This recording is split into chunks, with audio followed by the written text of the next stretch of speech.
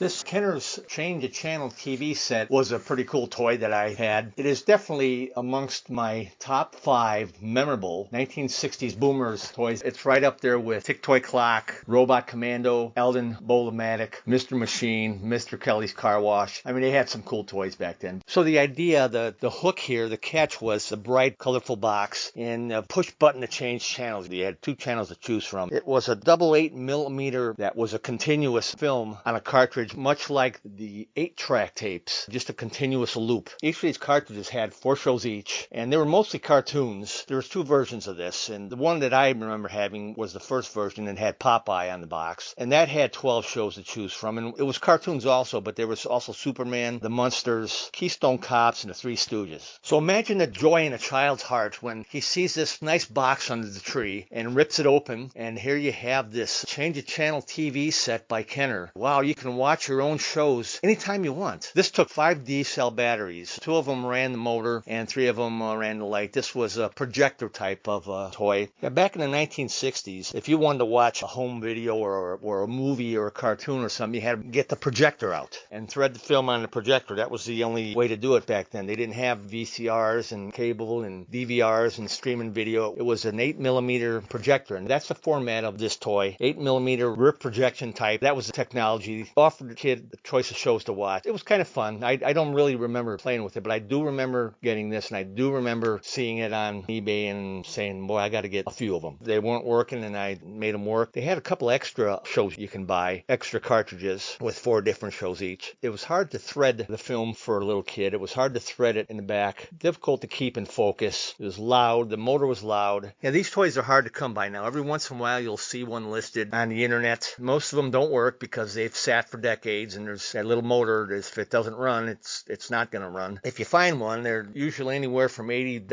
to $250, depending on the condition. So I bought them, and I figured a way to tinker them back to working condition. So this is my latest showing, and I hope you enjoy. I hope that these videos show you what kind of cool toy it was. Thanks a lot.